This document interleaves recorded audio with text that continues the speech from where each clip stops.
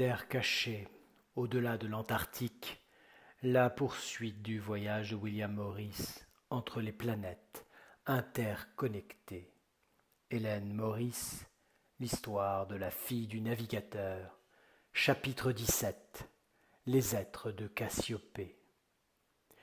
Dès que j'ai posé le pied sur cet étrange bateau, pour ne pas dire le plus étrange qu'aucun humain n'ait jamais vu, j'ai réalisé un instant qu'à l'intérieur c'était totalement différent.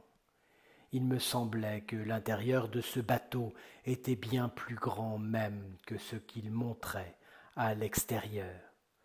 Mais cette pensée m'a furtivement traversé l'esprit et s'est évaporée d'un moment à l'autre quand j'ai trouvé trois êtres devant moi, semblables au premier, qui était descendu avec mon père et qui me fixait.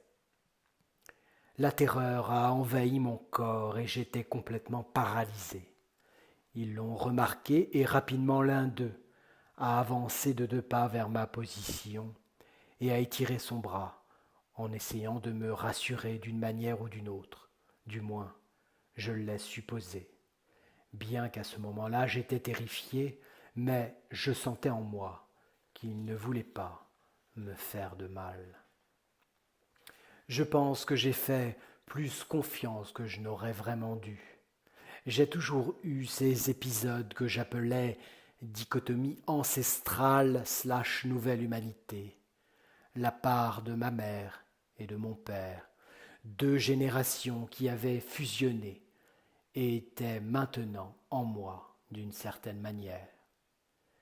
Bien que cela ait pu vraiment mal tourner et que je ne raconte peut-être pas toute cette histoire maintenant, la vérité est que les êtres ont essayé de me calmer et ont commencé, entre eux, à émettre des sons étranges tandis que de leur corps émanait une lumière blanche bleuâtre.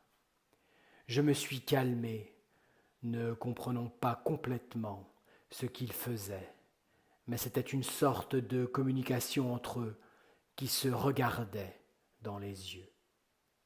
C'était un autre événement étrange, mais j'allais commencer à m'habituer à toutes ces expériences sur les civilisations qui habitaient sous le grand dôme.